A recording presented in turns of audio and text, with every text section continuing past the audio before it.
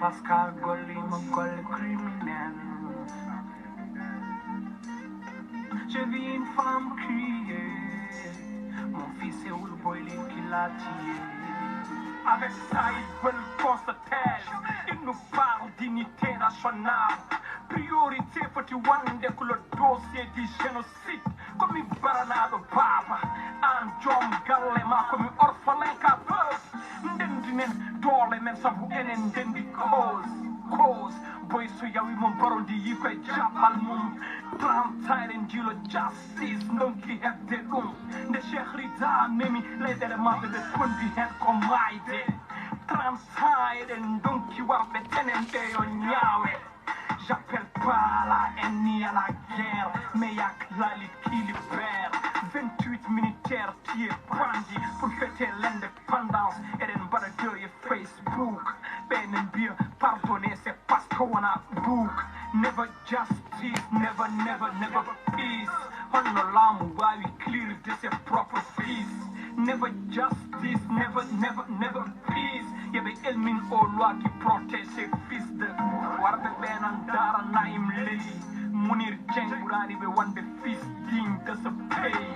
Santarilo justice alaron kidum hente Ada urte parto mama alaron kidum nyare. Oh justice, justice, justice, justice. Sedumala yo lady ni gelte Nigo tous les hommes libres go. C'est le beau discours mais tout ça c'est faux. Yeah, so mi famini on ma on kawe. Neɗen yo barɗo bamum no circule ronkama yo ñaawe. Ɓe jiɗa ka ɗon haala yo haale. Ɓe jiɗa gueɗe ɗe yo lijjite. Koɓe rutɓe ƴiƴam ha pari eɓe jiɗi yo yejjite. Non, non, 28 soldats noirs leftama bon noir. Yan hen sagataɓe jaɓɓa guite kaɓɓa. On calminama on wonɓe ɗo partage live o mbaɗam jemuji mi waɗɗo communication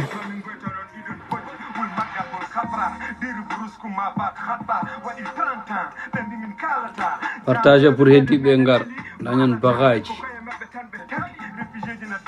Sénégal et Mali, harande non mamin jahamin jotto, jamais min dutto, repose en paix, Baba Aljuma Sissoko, rest in peace, Baba Aljuma Sissoko.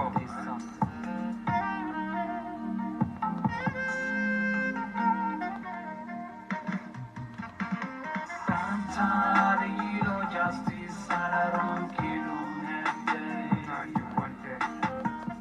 Ada urte parto mama alaron kidum nyare. Oh Justice, justice, justice, justice. Nous réclamons justice. Merci pour les gens qui sont là. Je pense qu'on ne va pas tarder à commencer le live afin de faire une situation par rapport au 28 novembre, dire nos impressions pour dire tan yimɓe pam non mom waɗi en français afin de parler avec les autres qui n'entendent pas Pulaar. Parce qu'on a besoin de tout le monde dans cette lutte-là. Ouais. Maintenant, il faut qu'il me parle. De fois, si on communique en français, c'est pour parler avec une autre communauté qui ne nous connaît, qui n'est pas forcément censé à connaître. Je vous dis, je suis en train de, je n'ai même pas commencé, je suis en train de faire une chronique. Je n'ai pas chronique, je n'ai pas fait de débat. Après, débat, mais je chronique. Quand je fais une chronique, il faut que je chronique sur Holdum. Donc, je ne peux pas faire une chronique. Après, j'invite les gens pour que Mais quand tu fais une chronique par rapport à des sujets, mon gars d'avoir une communication. Merci pour les j'aime Zaba, donc merci beaucoup. Et Dibé m'a partagé m'badon hen odoji dañon barrage belma yimbat sécuriser live pour affaire inchallah so Allah lamdu jabi. Bon état non, on va commencer démarrer le live et on demande à tout le monde de partager.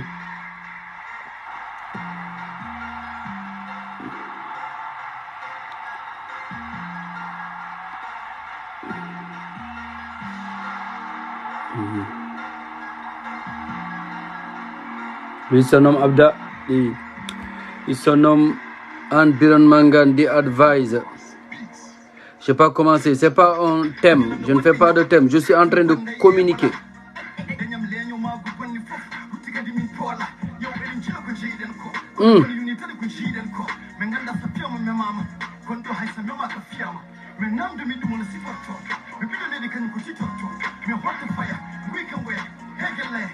Il se nomme Ambiran Mangan.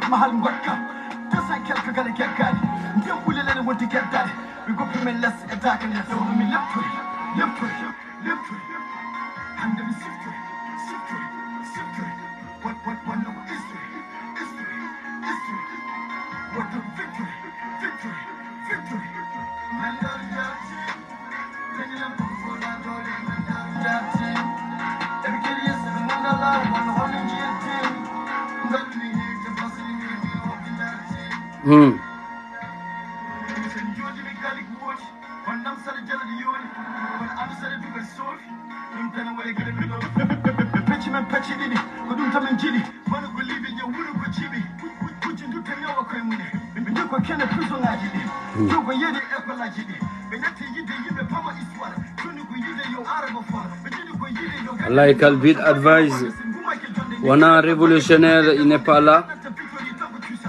Net non wiyat ko yiɗa net kon kam wawa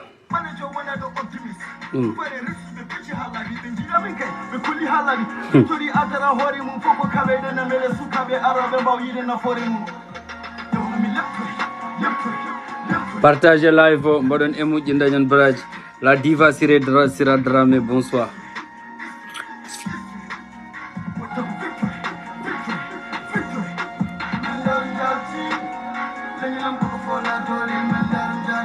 Listen.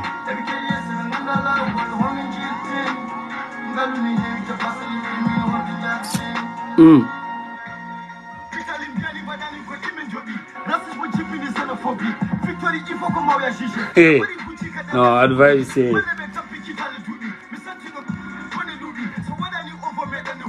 Like how much?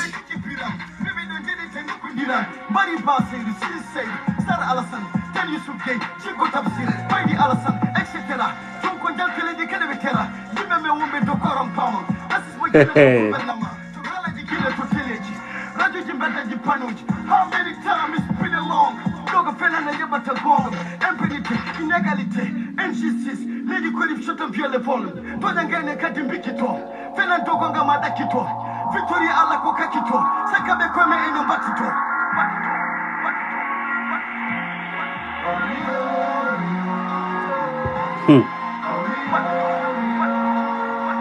Made partage live pour Doden.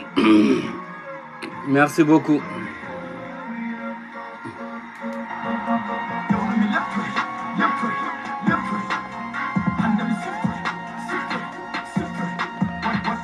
mbiyata ko garti a yiɗa ɗum kon gerti dahman wona gonga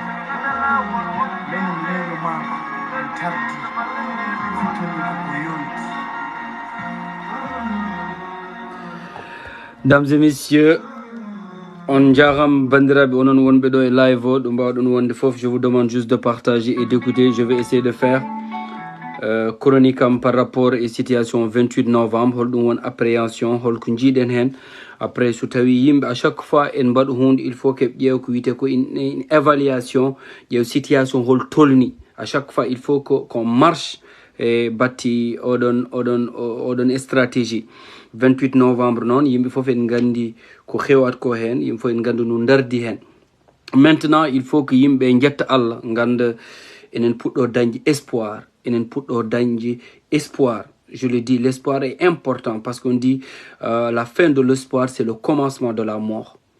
Donc, on est en train d'avoir l'espoir. Parce que vous savez, à cette situation à Djangadum, nous savons le malaise social qui existe en Mauritanie. Il y a un malaise, mon ganda, c'est social au niveau de la Mauritanie. So walam yo won safalbe, so walam yo won halpularen, so walam yo soninke, jolfou, mais il y a un malaise. Te handi, c'est les populations, mon ganda, kanyimen bat poudim wad de ressentir ce malaise là. C'est très important, yimbe mbatten hakil no fewi en wad ko wite comme malaise, c'est-à-dire les souffrances, tchadele de en kewi. Hande nder leydi Mauritanie caɗele nen ɓeydo hewde caɗele nen ɓeydo yiyeede caɗele nen ɓeydo bangue hal bawannoɗo hoore mum hande natti wawande hoore mum. Aujourd'hui il y a des gens qui n'arrivent pas vraiment à joindre les deux bouts. C'est très important quand un pays est comme ça, l'état ou le régime en place doit ouvrir ses yeux. Hande non, on a un régime qui est aveugle, on a un régime qui est sourd. Donc, sous tawi régime nganda faut udditi ƴeew yimɓe no gurdani. Vous savez, la situation du 28 novembre, on dit handi, la Mauritanie est partagée en deux. C'est très important. La Mauritanie est partagée en deux. Quand tu prends des quartiers comme 6e, oui, Elmina, 5e, Basra, Peka, Njaha Samia, c'est-à-dire les gens qui sont une forte concentration négro-africain, à Santas, que c'est des villes fantômes. Parce que nous, on a fait un travail de terrain, on a envoyé des gens, c'est-à-dire il faut que yimɓe pam. On n'est pas là tant que minen kal pour min kal. So min kal hunde, min jiɗa haalde ɗum ko ganduɗa ko yimɓe en pam ɗum. Hande c'est des villes fantômes. Hande 28 novembre hay so tawi yimɓe jaltani alle que Nouakchott c'est une ville morte.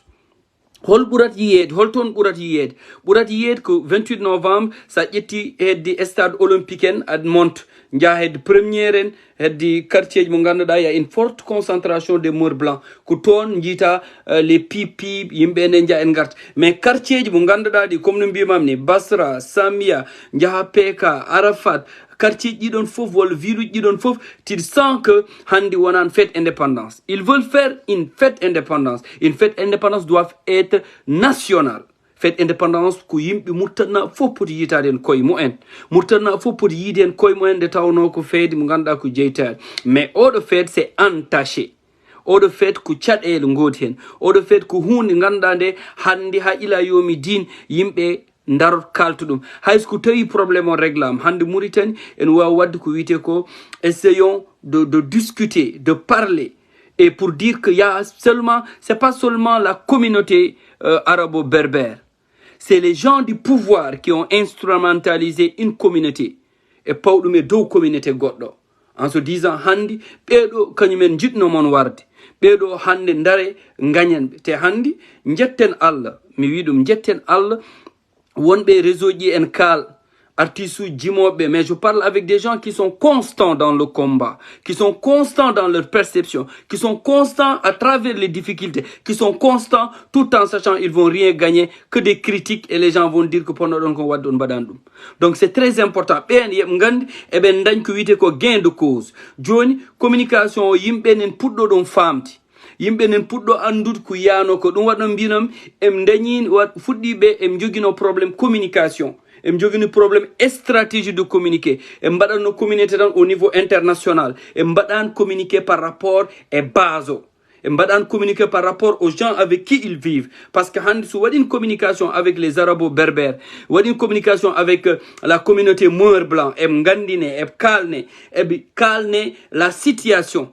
Parce que hande yimɓe aɗa sikku hunde yimɓe en paam ɗum walla en nan ɗum taw yottaki e mumen, taw fonnoɓe yottinde jottinta parce que handi mi haalan mon les événements de 1989 28 novembre pourquoi problème o won problème mo wawa dañ solution parce que y a des complices mo ganduɗa ko babiraɓe men ko hawiraɓe men ko mo jiiɗɗen ko mo ñamdeten ko mo dardantoɗen ko yimɓe mo ganduɗa so mbasirama en jahat toon jaal enen sen mbasirama en garata men jaal donc ben ils sont sués dans ces événements, dans ces douloureux événements de 1989. Donc, c'est pourquoi on demande vraiment une justice pour situer les responsabilités. Pour situer les responsabilités. Parce qu'à Maouya, par exemple, ce qu'il a fait, s'il y a des gens qui ont tenté de faire un coup d'État, ces gens-là doivent répondre par rapport aux actes qu'ils posent. Mais à partir de là, tu ne dois pas prendre toute une communauté en disant communauté au de Fouf Nender. C'est très important prolongation même c'est-à-dire que si c'est un problème politique parce que c'est l'État parce que c'est à partir de l'État qui ont expulsé tué jonon so tawi yimbe tat mbi kanyumen en bad coup d'état et don yimbe tat kanyumen poddon jaggudi on peut en dire à travers ces 3 personnes mbion que toute une communauté doit payer les fautes de ces personnes-là. Non, handi par rapport au 28 novembre comme nous mbimon ni handi enen gandi espoir en word parce que handi safalbe puddim famde il y a quelqu'un qui a dit que ko chabat mais sik audio inen circle audio yimbe kebi hen mbi ko yimbe mbiyat ko urti don e may parce que so tawi neddo time agnere wi yido 135 personnes en leli o ya bangu goddo wi o yi 135 burdum don parce que handi o jaggirano ko kangal o jaggirano ko neddo mo ganduda hayso soka ko wadake gejjel yimbe jida o yalto o haal parce que haalat ko arrangean yimbe dum wat mbim il faut que tant que en paman la mobilisation dans les réseaux rokatuk dol ko yimbe arobe mak mbad partager wana pour yimbe jodi be partager pour yimbe mo ganda be ngaran belma kede. C'est pourquoi je dis il faut toujours les emmerder par rapport à ce qui se passe et mbaw hedar parce qu'on est dans un état mo ganda bid nanta yita sa wadi dum womer ma ando wadi womer dum wat non il faut que hande par exemple baba nous wonir ni exception je le dis très sincèrement par rapport au 28 novembre wulang jam accitake goto handi c'est très important mbatten haqqil no feewi parce que tant que en paamani c'est dillinan gourmen de fof kal dillin wite ko cas isolé mais so yimbe fof dilli ma mbi c'est un problème national et il faut que yimbe fof dil ha laamu ngo and on les force à faire un procès. On force au niveau de l'Assemblée nationale à dossier qui mbade déclassifié. Tawana des problèmes de partis politiques. Ce n'est pas régler nos problèmes au régli. C'est la population. Nous, on parle avec la population. On ne parle pas avec des partis politiques qui cherchent dans leurs intérêts à diriger le pouvoir ou bien à participer à l'exercice du pouvoir. C'est très important, mbaton hakil et communication mukalanti. Moi, je suis en train de vous communiquer. Je ne suis pas en train de vous donner des informations, mais je communique par rapport à des informations. Mungando dondi onon gourdum. Handi sutawi baba dilli. Handi sutawi kahedi dilli. Handi sutawi bogge dilli. Handi sutawi gurgonde danmay fof dilli. Wallahi eta ma waten hakil. Ils vont envoyer le ministère de l'Intérieur, oui, ko pasat ko e leydi ndi ko holdum.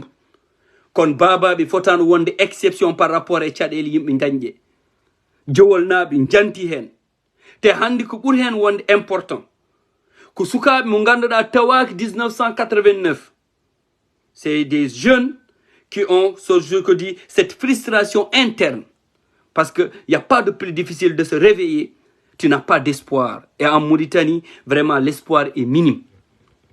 Handi halobe e kalatan par circonstance. Mais il faut que les gens aiment quel est le socle. Qu'est-ce qui a poussé les gens à se rétracter? Qu'est-ce qui a poussé les gens à se défendre? Parce que handi wana mintan darto medhal ala. Il faut que un branchement, c'est une stratégie de communication par rapport à Danemark. Enen ngandi woni yimbe mo ganduda kanyumen ha ila yomidin gonda tan ke lam dum c'est leur problème.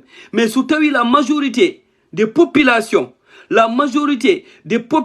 mo ganduda be yimbe paami sukabe ndarim dana may en ngul symboliquement fof dillat un embrasement total à État, il va être obligé de parler avec ces gens-là parce que la Mauritanie est divisée en deux. La Mauritanie est divisée en deux. Si l'État aujourd'hui, il a de bons conseillers, il va savoir que par rapport au 28 novembre, les Mauritaniens, ils ont subi l'injustice, ils ne font pas partie de cette fête-là. On souklan bom, de manifestation et nié. Donc c'est important que sous tawi bababe woni exception et yimbe mo ganduda ko fina be chadele ngodi. Parce qu'aujourd'hui, on doit à travers babab nab ko mbadi ko. C'est important yimbe ngarten. C'est important parce que yewton hande sous tawi hande on a dit une fête nationale. Une fête nationale au lieu que yimbe en belto on naw mintere pour yo kad yimbe yaltudi. Donc c'est un problème qui est là. Pourquoi on empêche les gens de sortir? Pourquoi on empêche les gens de manifester? Parce que l'État veut étouffer ce dossier-là. Pourquoi l'État veut étouffer ce dossier-là? C'est pas par rapport à lui. Parce qu'il y a des barons, il y a des faucons qui sont des halpoulards, qui sont au plus haut gradé, qui font partie de ces exactions. Il faut qu'il y ait des fois qu'on prêche la parole de la vérité. Parce que on tachina que courage mo en tachin humain. Parce que quand mbi odok sénégalais. Donc tachinada tawen anda njiltono atan ko poste. Parce que hande il faut que yimbe pam heddibe non nous podden wad won safalbe en putu andunudi que nous on n'est pas là en tant que communautaire min galando pour wiide minen min garde mon ko kibal min garde mon ko ciergal parce que dum e jangina safalbe mbiya balebe jidmon ko momtude kalmo mbida jidma momtude il faut que ndarada on non que état wada dum pour diviser, pour continuer à exercer son pouvoir. Donc les gens qui sont dans la communication, ils doivent avoir une stratégie de communiquer. C'est pas pour se réformer. On a besoin d'ouverture. Comme nous disons, hande safalbe c'est mjagin kozo. Parce que quand la situation change, c'est-à-dire c'est les oppresseurs kanyumen ngonat elito. Des certains oppresseurs, ils comprennent la problématique des événements de 1989, les veuves et mgar elito. Donc, on n'a pas la puissance de la télé et de la radio. Mais quand même, le peu d'activistes qu'on a, il faut qu'on leur donne une force de pouvoir être écoutés. Ça donne 100 000 abonnés. Force État ma parce que dans leur perception de la sécurité, il faut que y des réseaux qui on a des gens qui sont au niveau du ministère, qui sont des gradés au niveau de la police. Mon ganda en captain combattant kon ba mon halant. Yewe me recommande yeru god. Pour yidmon, le problème est en train de se durcir. Onon ganda handi. Suyam policier di handi. Pourquoi la corruption est généralisée en Mauritanie?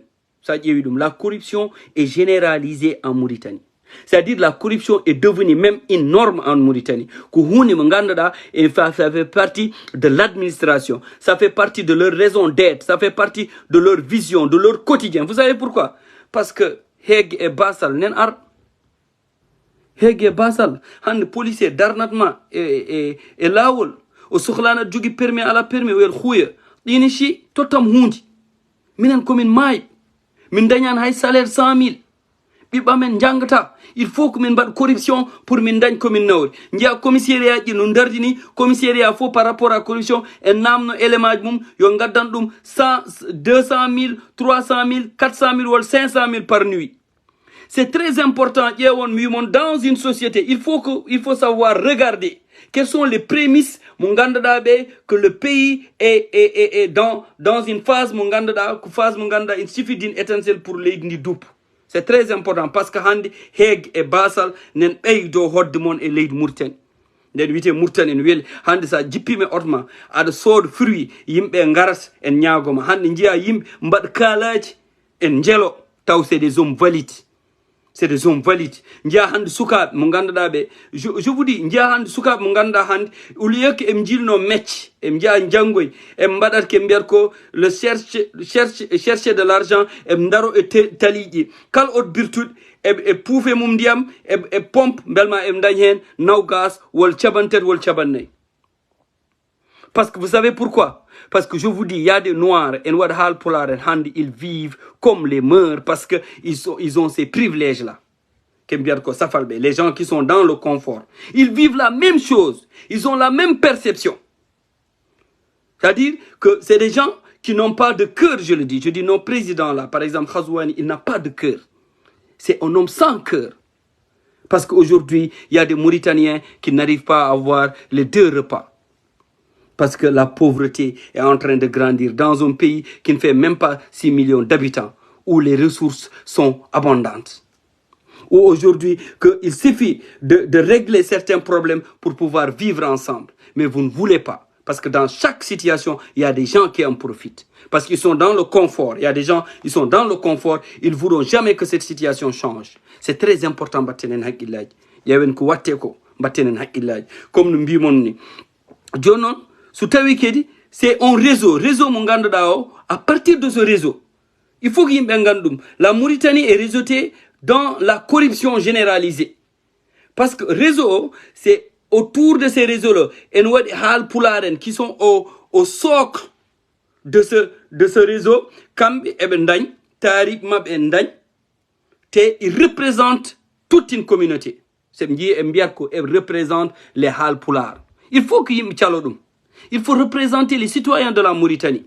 Il ne faut pas nous représenter. Parce que cette représentation que vous faites, vous utilisez juste le fibre racial pour pouvoir faire vos projets électoraux. Il faut que vous fassiez oui, vous fassiez min gonimdo que leñol ngol chalde e gonnan mondo parce que vous toujours e kalat ke illimon e njahat ke illimon te so dañi cadel on jitat. Il faut que ƴewon ke mbaɗat ko ke ille mon e mbiyat min gonan ɗo ko leñol ngol min gonan ɗo ko ɗemgal ngal min gonan ɗo ko diwano anon diwan gonan ɗo ko diwan kañum kalton. Nous sommes là pour le peuple, nous sommes là pour la nation, mais la nation n'est jamais impliquée dans ce qu'on fait. Comment impliquer la nation dans ce qu'on fait? Combatten. Est-ce que la nation sous Hari en Niam, sous Heidi en Niam, est-ce que Bibou Mab en Djang? Est-ce que Handi, le voyage, c'est un luxe en Mauritanie? Manger, c'est un luxe en Mauritanie. Handi, même avoir un toit, c'est un luxe en Mauritanie. Et c'est des choses basiques, mon ganda. Un État qui se respecte doit souffrir pour que ces populations puissent avoir de largesses de grandir ensemble. Et il y a des gens qui sont des Meurs blancs, qui sont des Hal Poulard, des négros africains. Ils ne voudront jamais que les choses changent. Et c'est à vous d'ouvrir les yeux. Et de savoir, ils vont rester ici 40 ans, 50 ans, 60 ans. Mais nous, la chose que nous devons faire, que l'État est en train de continuer à mener, c'est cette division que l'État a fait. L'État a fait de telle sorte de diviser la Mauritanie en 2, de diviser les Meurs, de diviser les Hal Poulard pour qu'on se regarde à des chiens de faïence. Tout simplement, il y a des extrémistes de tous bords. Mais nous, on doit réfléchir. Nos cadres-là, on sait qu'ils ne sont pas là pour nous. Hande kumbiton ko les cadres, won njabe neddo wi mon ko kongol mon jogim, te kongol mon mo jogingol onon jita hen koy mon. Salmin mam Babakar Omar Bam salmin fe. Donc, non il faut qu'on essaye de comprendre nous. Par exemple, les gens, dans les organismes internationaux, on a des milliards on le paye tout simplement, il est en train de faire un plaidoyer. Et nous avons sensibilisation. On le paye parce qu'il est en train d'informer. Mais nous, ce que nous devons faire, nous ne devons pas faire des combats divisés. Nous devons s'organiser autour d'un projet. Un projet pour la Mauritanie. Ce n'est pas un projet pour une communauté. Ce n'est pas un projet pour un village. Ce n'est pas un projet pour une région. Mais un projet pour la Mauritanie et pour les Mauritaniens. Nous savons que les politiques ont échoué. Nos politiques, ils ont échoué parce qu'ils sont incapables de pousser l'État à parler de ces problèmes aujourd'hui qui gangrènent la Mauritanie. Donc nous, ce que nous devons faire, nous devons être des citoyens qui sont là, qui vont se faire un don de soi. Et quand nous faisons cette perception, regardez la Mauritanie, comment nous vivons. Regardez la Mauritanie, comment nous vivons. Regardez ces gens-là qui n'auront jamais la chance d'avoir un travail. Aujourd'hui, tu as 40 ans, tu n'as jamais travaillé dans ta vie. Ahmed a ligade. Ahmed a dandu un bulletin salaire. Ahmed a dandu un congé. Tu ne connais même pas la notion du travail. Tu ne l'as jamais eu et tu ne l'auras jamais. On est dans un gouffre. Et dans ce gouffre-là, nous devons faire de telle sorte que dire que nous, on va parler, on va s'ouvrir. Parce que les combats rangés là, de dire que je travaille pour une communauté, oui, je travaille, non, ça ne va pas nous amener dans une Mauritanie, parce qu'il faut que Gofoemen fait ce qu'on appelle un don de soi. Un don de soi. C'est-à-dire que moi, comme je l'ai dit, je suis prêt à donner ma vie pour la Mauritanie.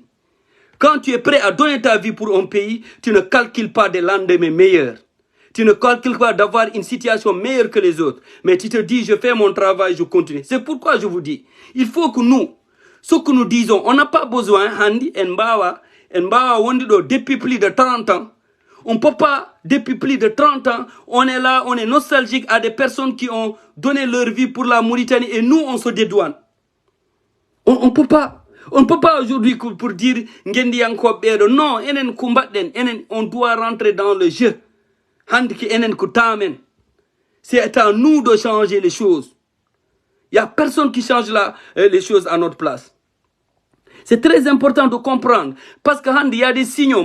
Par exemple, 28 novembre, on dit signaux. C'est-à-dire que c'est 2 Mauritanies qui fêtent. C'est 2 Mauritanies. Certains fêtent, d'autres sont en deuil.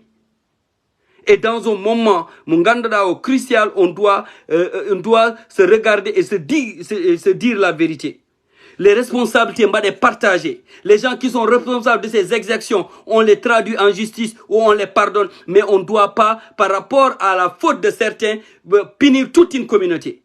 C'est ça l'injustice. C'est ça que l'État mauritanien a fait. C'est cette injustice de mettre tout le monde dans le même sac, puisqu'il y a des gens qui ont voulu prendre le pouvoir. Et ça, on l'a vu à l'événement du coup d'État échoué de Hanana Mouya. Il a toute la famille de Hanana, et d'un fouf, au Wadoumen expulsé, au Wadoumen persona non grata. Donc, c'est très important. On n'est plus dans des conceptions où on est dans les idées rénovateurs, dans des expressions. On essaye de voir comment on va modeler, comment on va parler du bon français. Non, c'est des actes qu'on doit poser pour répondre aux difficultés qui sont en nous. C'est ces actes-là qu'on doit mettre en avant. Donc ces projets-là ne pourront se faire que si la Mauritanie aujourd'hui essaye d'avoir cette ressource humaine que nous avons. Je ne parle pas des richesses parce que les richesses ne nous ont jamais servi. Si les richesses aujourd'hui nous servaient, un problème. Mais les richesses ne nous ont jamais servi parce que vous avez vu l'avènement de pétrole en 2005 où la Mauritanie produisait plus de 75 000 barils par jour. Aujourd'hui, on peut même plus produire 5 barils par jour.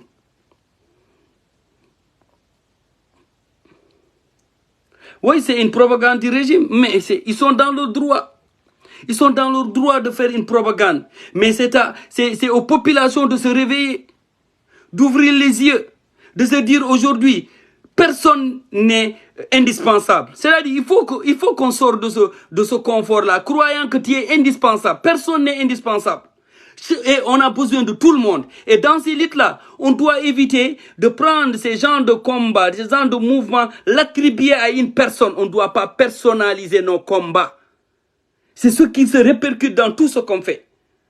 On ne doit pas personnaliser nos combats. On doit avoir 1000 personnes qui peuvent faire ce que tu peux faire pour que si cette personne-là n'est plus dans ce monde, les autres vont continuer le combat. Parce que la vie ne s'arrête pas parce que cette personne-là est morte.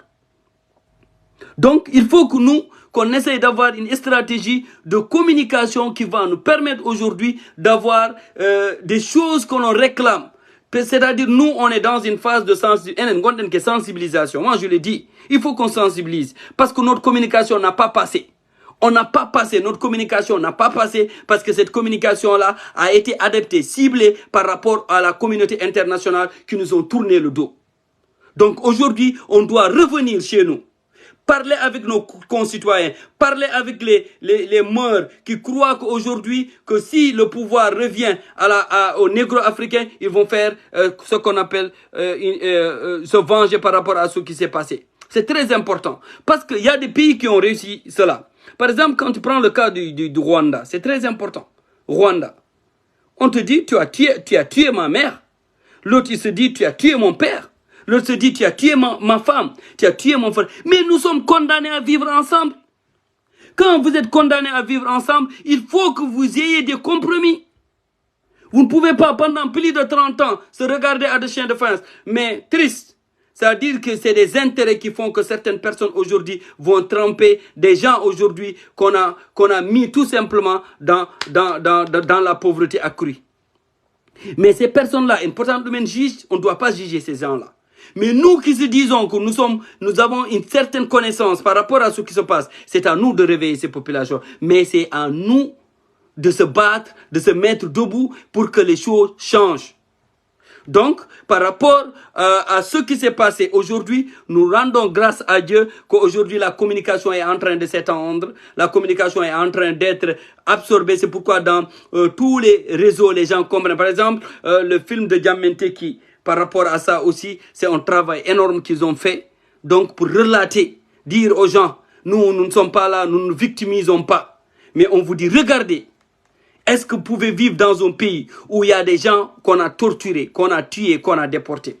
Est-ce que vous pouvez vivre dans un pays en se disant que rien ne se fait? Parce que l'injustice déclenche, je te dis, ce sentiment de frustration qui fait que chacun se dit que moi, si j'ai l'occasion de me venger, je vais me venger. Pour éviter cela, on peut parler. Parce que c'est ça l'importance quand tu as des populations qui sont réveillées. C'est ça l'importance des députés aujourd'hui qui croient qu'être député, c'est juste voter les projets de loi. Ils n'ont pas le courage de se dire par rapport aux événements de 1989.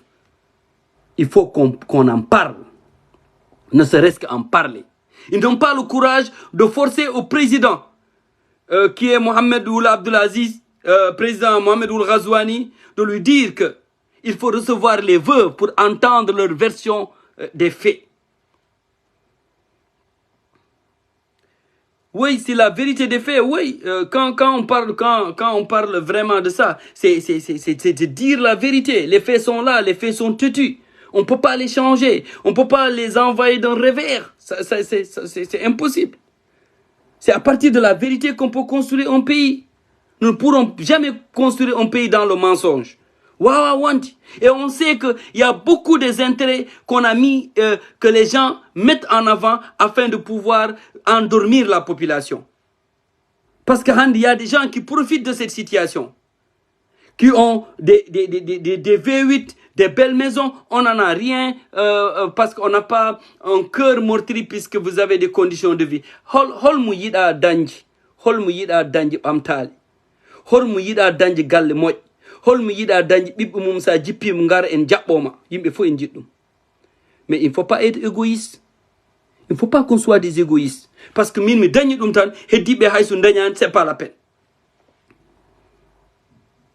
Donc tout ça c'est ce qui fait qu'aujourd'hui nous devons avoir, comme je le dis, ce pacte de se dire que xew ko baba xewan ko murtanna fof, que xew ko jewol xewan ko murtanna fof, que xew ko bangot xewan ko murtanna fof.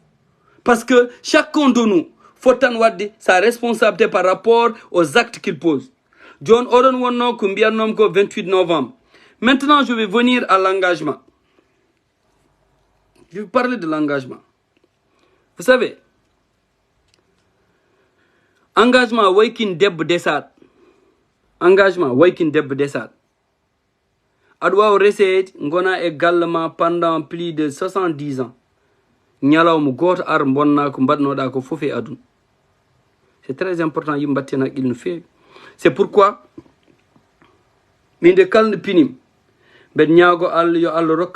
constance parce que je suis vulnérable.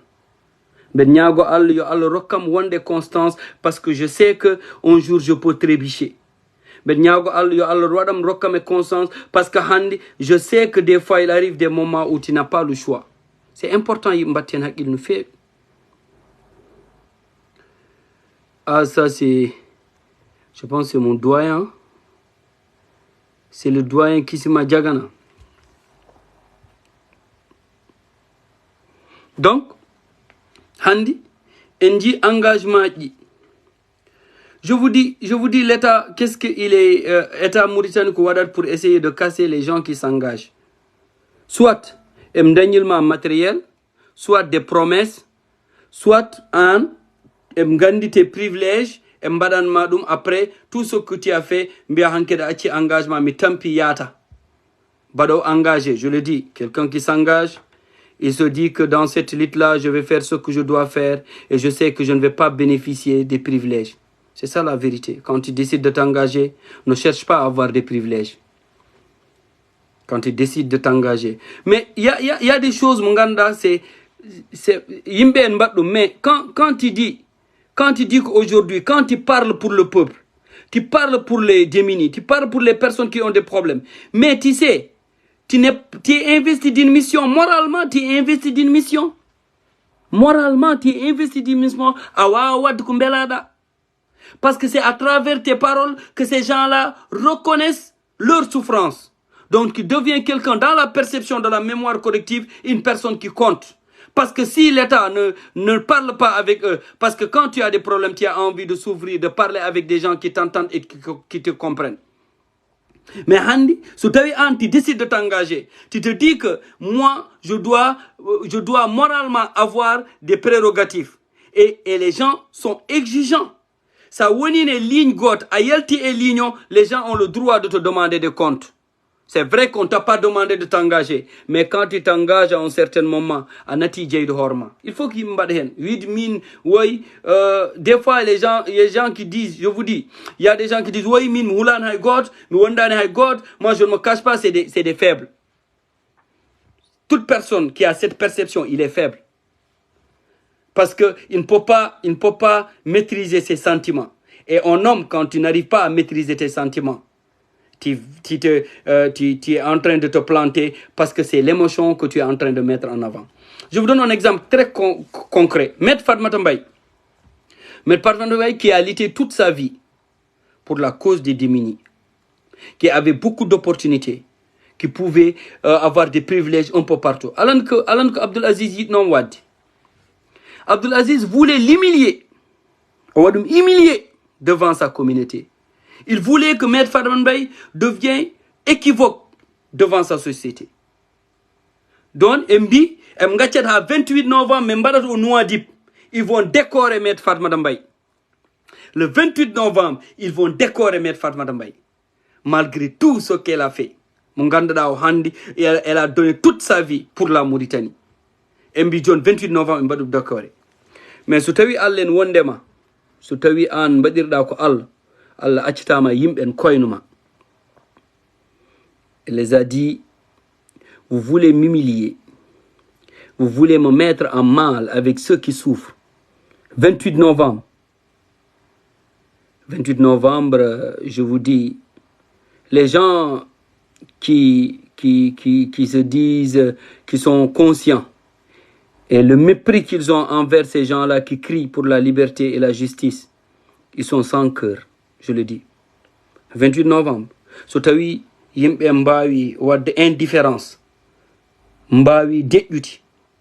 Mbawi widi tampi on ngala berde.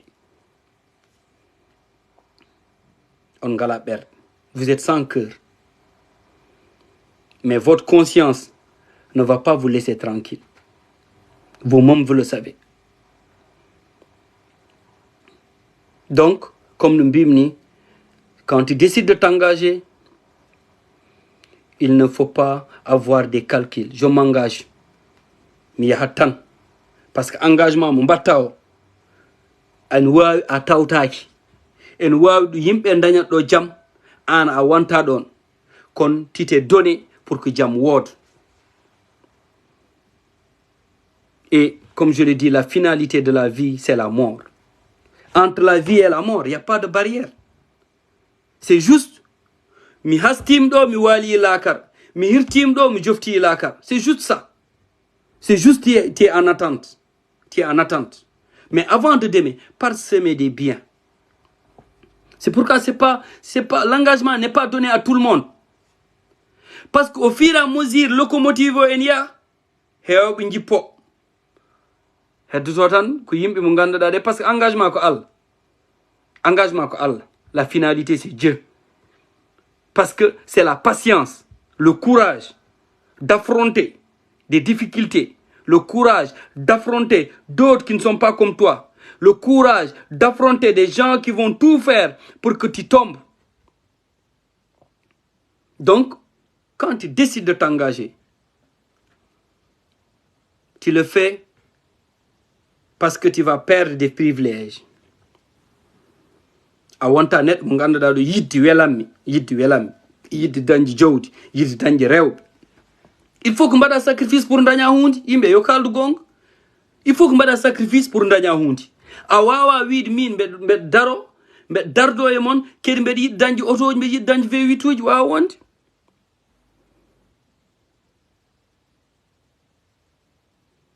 wallahi gonga.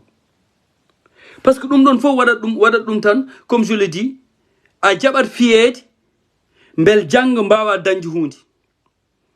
Non, je vais en parler. Ça, c'est une information que je vais donner parce que j'ai pas encore d'informations pour pouvoir communiquer. Je vous dis, il faut que yimɓe pam. Ɗum waɗi wiide ha heewi ha joni ɗum gonɗen ɗo en waɗi caɗele parce que yimɓe quand tu communiques, tu ne fais pas un débat.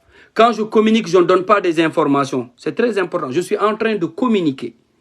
Donc, dans ma communication, je suis en train de faire des faits, mon gandaɗaɓe ko ɗum gurditen. Belma yimɓe pam. Mais quand j'informe, je ne fais pas de commentaires là-dessus. Je pense que c'est vrai que lire une page compte Facebook, mais mi waɗi hen mi wimon hande pour waɗe comparer devant le procureur. Mais em nawi ɗum ha jang. C'est ça que je peux dire parce que je suis en contact direct avec leur avocat. Donc, ɗum ɗon ko information. Donc, il ne faut pas que, comme je vous ai dit, Djagga Beton, ça doit être une cause nationale. Mourtana, faut pas d'arrêt. Handi, yewe mahalan mon. Le président de la République, so are montan que deux choses au ardemon. Président Mourten. O ardate mon so tawi on dañi catastrophe naturelle. Tchadel.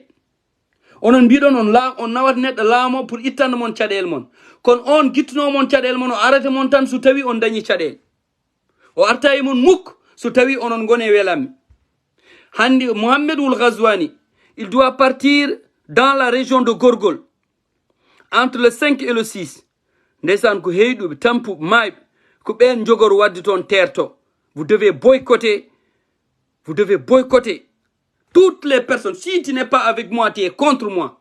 Ɗumen wiiɓe sa darnaki min mi darnaki ma.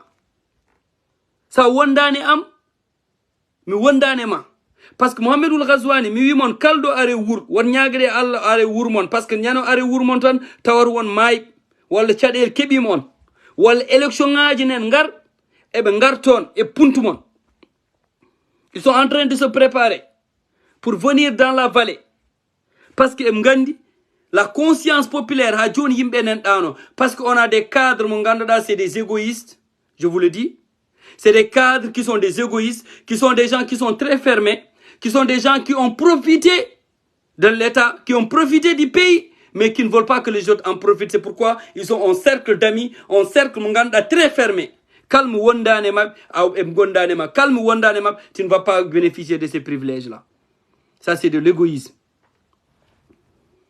Donc, comme nous disons, il faut que maintenant la région de Gorgol, parce qu'il est en train de faire un test, parce qu'on sait, quand les régions, je vous le dis très sincèrement, le problème de la Mauritanie, Koutradza, Koubarakna.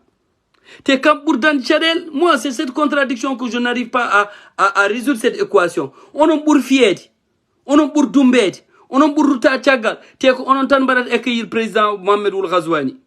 Kalnoye, dans les régions du Nord, Wallah el Azim, pour on va inaugurer lycée. Pour on inaugurer stade, pour on inaugurer école, pour on inaugurer puits. So yi ton ɓeɗon so yi mumen tan ko welam kono enen so are men tan ko boñ njiya cadre uji noon goo fo ƴettu oto mum ndefe tew wiye selilaji ngare dutto mbi hande de welin joɗo 5 ans et galère. Il faut arrêter ça. Il faut que vous arrêtez qu'on vous manipule parce que hande son gondane mabɓe ngala haydar son gondane mabɓe mbawa dañde haydar. Si Ghazouani vient dans ces régions-là, les gens boycottent. Il va savoir qu'il y a un problème. Net wawma jogna nyamduma e yarnuma éternellement. Net wawa jogna dum gurnamma. Sa yan Ghazouani ka gourd, sa yumom ka gourd. On non mo ganduɗa ɓen cadruji ganda ko ñamton ganda ko jarton meeɗa darnade mon meeɗa haalde haal mon kal dañƴe mon ko kaɓaɗa ha dañ ko dañ ko seɓe gaare mon em noddima mbiya min ngala hen hay loppet minen cali min ngala hen min gara hen par ce que ɓeɗon seɓe jihi toon gofo e mabɓe wiyata ayi wuramen te yalti fi darra mum mawɗo ar haalde bamma wima woyi il faut que sukaɓe jalta te sukaɓe en wat 7 neɗɗo mo ganduɗa nen jooɗi dañani liggey te en wat 7 neɗɗo en newɗa en gasi jangdu mum ala ɗo liggi joni noon mbiyon onon mbaɗ terte le président devrait o fotan Mohamedoul Ghazouani so jippim dans la vallée ko gacci il n'a jamais o meeɗa réglude probléme aji mon gues mon nen ɗon teta ndiyam fawimi e dow mon on donki onon koɗe ndiyam hande ɓiɓɓe mon dañi duuɓi caɓanɗe jeegom meeɗa liggade hande son jiiɗi ɗannade on déposi visa on dokkataki hande son jiiɗi ɗannade on déposi visa hay goto rokkata mon son jiiɗi nadde liggey on dañca hay son jiiɗi remde on dañca son jiiɗi awde on dañca onon ko laamu waɗan mon pourquoi onon ndewi laam hay handi 28 novembre on piyam eɓe gandon ndumbam mon wonɓe toon handi en mbaɗ sabotage en mbaɗa affaire lambuji en mbaɗa affaire pijirleji te ɓe gandi so tawi neɗɗo maayi haysko tawi ala ɓernde aɗa wawi duwade mbiya ha awɗo jour yawta kam mi ara mi waɗa ko mbaɗannom ko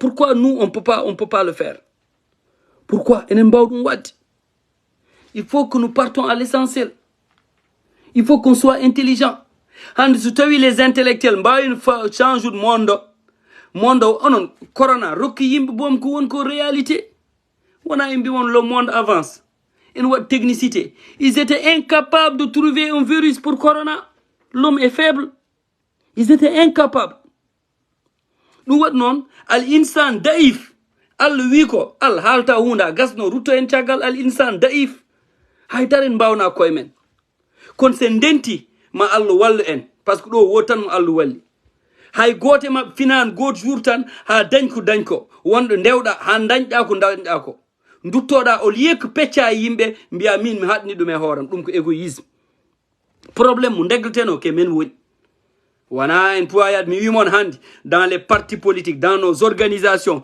de droits humains dans tout ce qu'on fait on sait que wonɓe ɗon heew ko hen wona sérieux c'est pas du sérieux en mbawa famde mbiyen joguiɗen ko fandare woterte en nandirta wawa famede hande boy biteɗo Toma ko artiste hande mbiɗan so waɗi concert hay goto arta mais ko waɗat ko c'est un don de soi je l'ai parlé ko wi ko en leydi o wi babam naɓe som jaggam e mbi som jaggam tan on daros som jaggam tan on daros au Djaga, Babam Nab et Njalt. Est-ce que vous savez, ils ont fait des confrontations pendant plus d'1 heure de temps. Tek rew bungon yes. 1 heure de temps et kabe policier ji ham ndari. Ha policier ji ndari mbatu de négociation. Toma de natne commissariat o nati commissaire nen jew moral kankom jew jettat parce que o pari handi du rokkir fitan mak sab fiabe 1989 wala 28 novembre. Donc, il faut que nous, dès à présent, mbadene koymen, a wawa wida do welto, ad nyama, de yartaw tari, mabe nyama, njaren, on net wawadum wawa nyamti, a wawa defdi tew ha taw wonbe les nen kirto mbakal. Wawa wandi, juldu mijilta ɗum, juldu wawa dardirat hon non. Handi ko jiiden ko ɗum wodi murten, ko ɗum wodi cadre men. Ganda hande wat cadre sana ngar village pour yimbe mbaw ñamde tew. Il y a des jeunes qui ont compris hande, il y a des jeunes qui ont compris dans les villages e mbatti remde e jogi autoji mabbe e jogi galleji mabbe e jogi indépendance ko dum yimpot wadde kon indépendance wana école tan wot yimbe cik jangube mbawa reglude hay dar jangube ke dañat tan ke yimbe mo ganduɗa men mbiyat be ko was ke hen tan em dañat kamɓe mbawa waɗande koye maɓɓe haydara. Donc bandiraɓe ko ɓurko wonde important min wimon kala neɗɗo ya won artiste, ya won politicien, ya won chauffeur, ya won 28 novembre so yalti a weltima hen a jamfima bawɗo wonde foof. mi wimon min harde mi ala hen sehil, mi ala hen mawniraɗo, mi ala hen miñiraɗo, mi ala hen compromis, mi ala hen haydara. enen gondi ɗo gondat tan. sa jippima noon a yihi mi yaha, minne somi jippimi yihi hatta yimɓe continde. Nul n'est indispensable. On a besoin de tout le monde. Et aussi, yo yimɓe pam, c'est pas parce que je suis victime tan que je suis plus légitime que moi aux victimes. Non, yimɓe faut en poten haalde.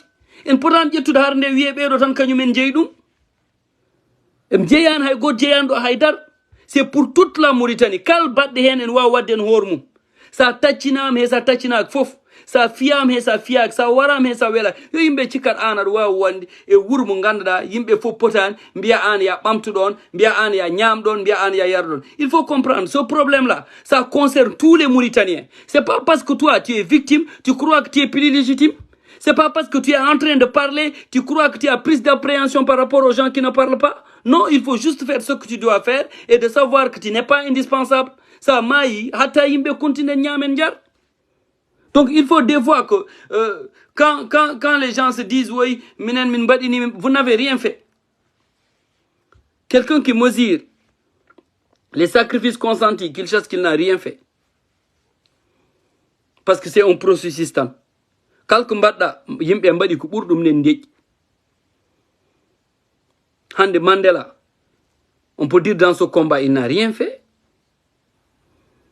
Mais c'est lui qui a eu tous les honneurs du monde.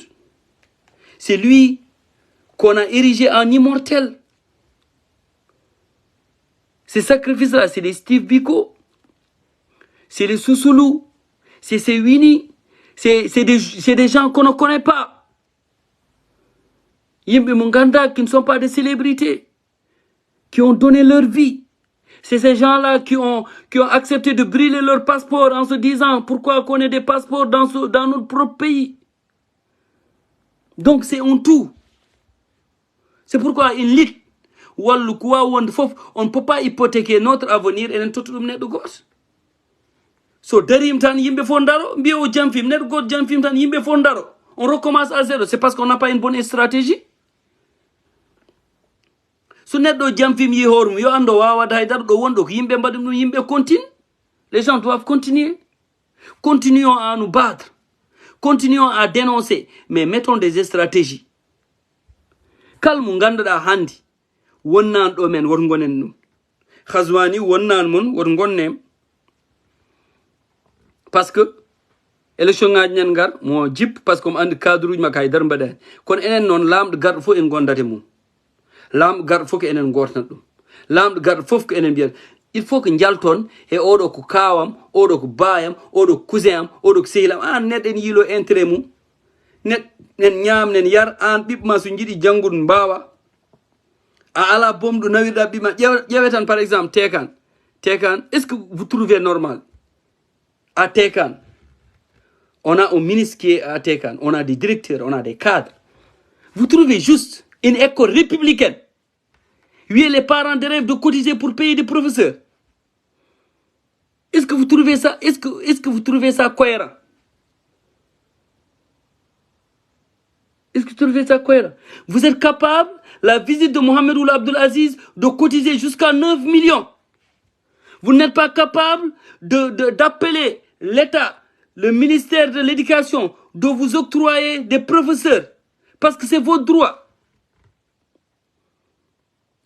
Est-ce que vous trouvez ça juste? Est-ce que vous trouvez ça cohérent?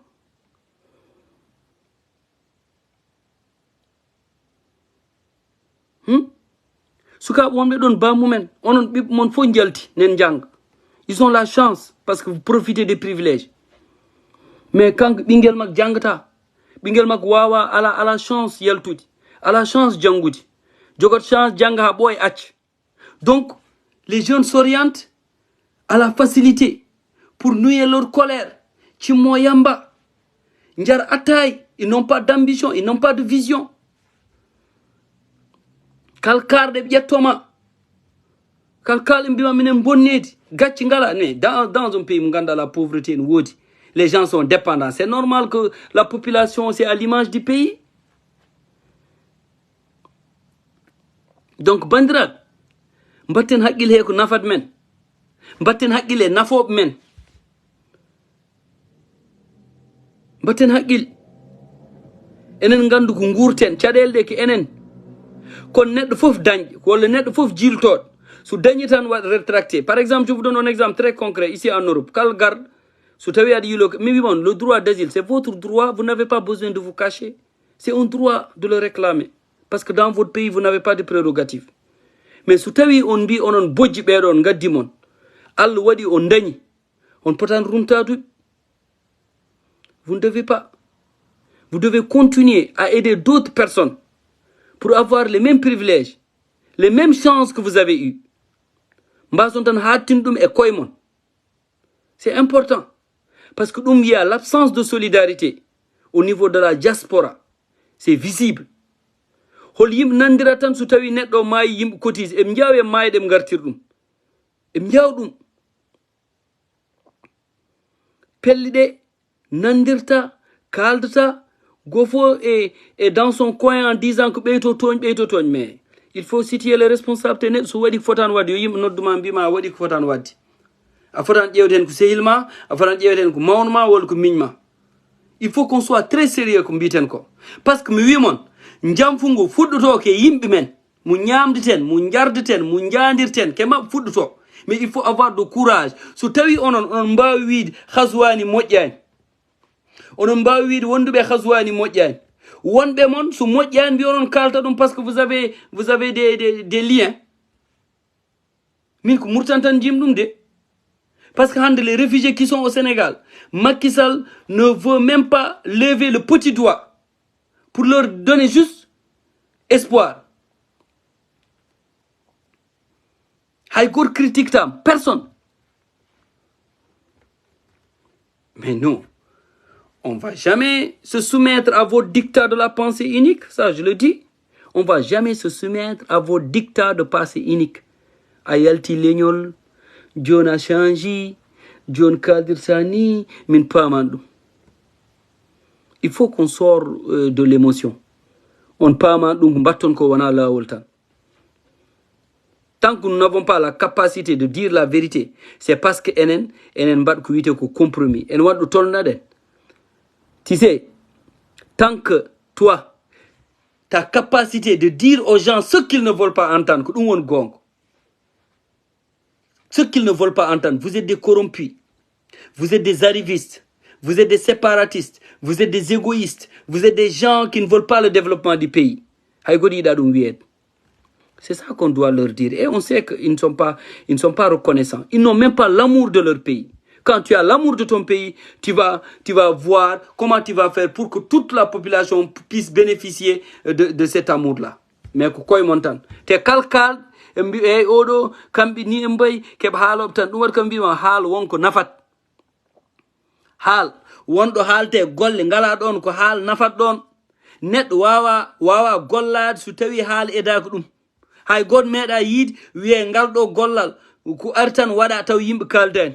Haal wonko nafat, mais haal ko nafat yimɓe. Haal so tawi nafta tan tawat ko kalta ko haal mo ganduɗa janke saret.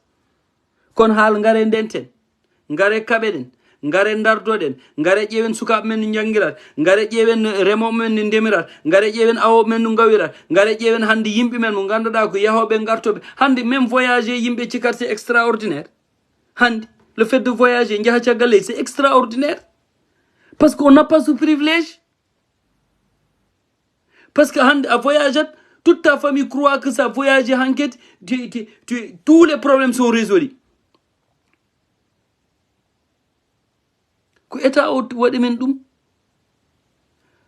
Donc, communication, comme je l'ai dit, c'était juste une chronique. Et quand je fais des chroniques, je ne prends personne. Et je disais, le procureur wadi dum rapporté donc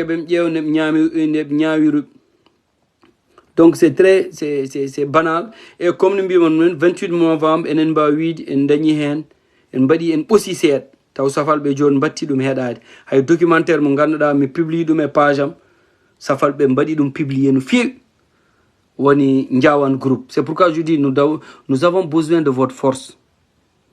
Il faut vous abonner parce que bientôt la chaîne YouTube pour qu'on puisse parler nanmen. Il faut qu'on se solidarise. Il faut qu'on batte une solidarité. Won jaben tan waddu no yimbe mbadatni. Wonde dans le divertissement, on nous divertit. Wonde dans les soirées culturelles. Il faut qu'on voit les gens, ils ont des vrais projets pour développer la Mauritanie. On les accompagne. Comme je l'ai dit, moi, je ne cherche pas de voir la couleur de ta peau ou l'appartenance. Non. Dernier Mauritanie. Celui qui est là pour la Mauritanie, nous sommes là pour toi. Et on demande à l'État, pour régler un problème, vous êtes prêts à attraper tout le monde, mais vous êtes incapable de régler le problème des Mauritaniens. Mais Tijan Wan, c'est un humoriste. En quoi vous l'arrêtez? Pourquoi on diagoum? Président mon Diom Telende, o halta ko mou. C'est la vérité. Vous avez un président qui ne parle pas. Un président, mon gars, c'est comme bibliothèque. Il est mis, c'est une vérité. Un gouvernement incompétent. Des directeurs qui entendent la Mauritanie, tout est basé sur les renseignements. Jusqu'à présent, l'éducation, on en mois de janvier, tu vois, il y a des écoles. Ils n'ont pas d'école. Et m'gala école en mois de janvier, vos manuels scolaires ne répondent même pas aux normes. Vous ne regardez même pas comment les gens apprennent. Le niveau est très bas. Tu vois des gens qui sont à l'université qui ne peuvent même pas faire une phrase correcte. Vous parlez d'éducation. Donc, sur ce, je vais m'arrêter là. Pour ce live-là, comme je vous ai dit, moi, je fais juste une chronique. Peut-être on va organiser d'autres débats, mais ça, quand je commence ça dans Ndiawane Group, qui est notre chaîne, à tous, la chaîne pour les Mauritaniens. Il n'y a pas de discrimination. Il n'y a pas que pour les Peuls ou pour les Wolof, pour les Morts, c'est pour tout le monde. Donc on vous demande du soutien, il faut allez vous abonner dans notre page Ndiawane Group, donc pour nous donner de la force. Sur ce, libérer les manifestants, ils sont là que pour demander leurs droits. Et on se donne rendez-vous à très bientôt. Et portez-vous bien. Et je vous dis à très bientôt, chers amis. Merci beaucoup.